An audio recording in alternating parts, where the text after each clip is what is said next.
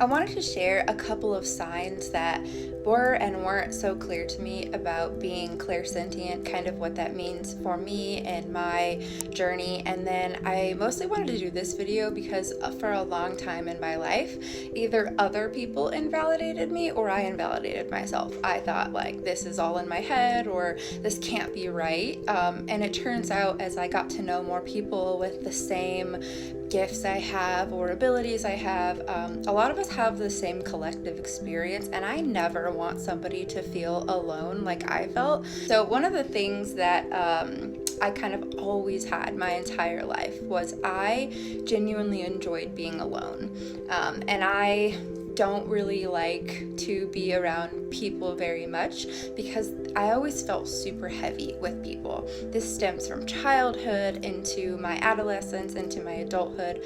I value my alone time. And what I learned is that's because I am really sensitive to the energies and the vibrations of other people. And it is actually exhausting. It is very, very tiring to hold my own stuff and also feel everybody else's at the same time. That can be really heavy, can be a lot to hold, it can definitely make you feel very just drained. So a lot of us genuinely tend to need our alone time. This doesn't mean we don't have people we love and want to be around, but we like to be alone for the majority of our day because that's how we recharge, recoup, and rebalance ourselves. Another thing that kind of goes into that is disliking crowds for the exact same reason. It is extremely overstimulating to be in, near, around a ton of people because we're feeling so many things at once, both from the environment and from the people themselves. So most don't like to be in crowded situations, crowded rooms, crowded areas. It's just too overwhelming. Another one that gets overlooked a lot is really good gut feelings and intuition. Now, just because you have good gut feelings and good intuition doesn't mean you always make the right choices. So if you're finding yourself questioning like, well, I've made a ton of wrong decisions, it doesn't mean you don't have a good gut or a good instinct. It just means you don't know how to listen to it yet, or you consistently question yourself, which was the situation I was in for a very long time, especially when I meet people and my gut feeling is to not like them. I will back myself away and say, they deserve a chance. I shouldn't just think of people like that. I can't just have no evidence on why I feel this way. But actually, yes, I can, because I will tell you from my experience, every time I've felt that way, I've been correct. So I needed to listen to myself a little bit more, which I am definitely getting better at these days. Same thing with intuition. If I feel like something's not right, something's not aligning with me, if I'm gonna make a decision but I don't quite feel like I need to or I should, it's the same way. Listen to that voice if you have it. It is strong. It is there to protect you. Another one is just empathy. You feel others' feelings. You feel their physical pain. You feel their emotional pain. You can take on things like if somebody around you is really sad or really angry, it will manifest in you. You might find yourself more likely to go into fetal position or to become stressed and shrug up your shoulders. You might find yourself having like headaches or stomach issues or things like that. Our bodies are trying to figure out where to store it and what to do with it. We just tend to be highly sensitive that way.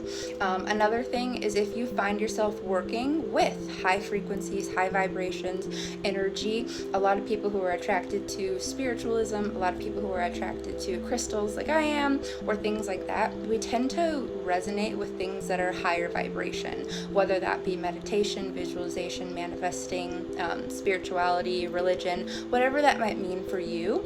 We tend to gravitate towards things that are going to pull us into a higher state of energy, higher state of vibration. That's our natural, that's where we want to be, and we have a very hard time maintaining that just because of how sensitive a lot of us are to the energies around. So again, why we like to be alone, why we like to recharge and do those things is to get back to our baseline. And then the last thing is kind of just enjoying nature and feeling very connected with the earth, with natural things like I brought up, like crystals, being outside, taking walks, sitting in nature, just doing that kind of stuff tends to resonate really well with us just because we feel very connected to the environment in a way that sadly I don't think everybody else experiences. The very last thing I want to leave you with is none of this is supposed to make sense. I understand that there is no cold hard science between some of these things, and it might feel to yourself like, am I just making this up in my head, or am I just feeling things? One, you're not alone, and two, it doesn't have to make sense. We don't understand how a lot of things work, even though, the human capabilities want us to believe we do. There's a lot of things that we don't understand, especially when it comes to natural things and nature and frequencies, vibrations, all that stuff. We're still learning. So be open-minded with your practices, and if this resonates with you, awesome. I hope that you just feel in a good space and that you don't feel alone, because I know I did for a really long time. And maybe if this sounds like someone who's around you, maybe you can share with them that you do understand and kind of go over those things with them. I think a lot of us just want to be understood, so hopefully that helps. And I will make another video later on how I kind of tune into this in my practice, what I do to kind of hone in on that ability, and hopefully that'll help you guys too.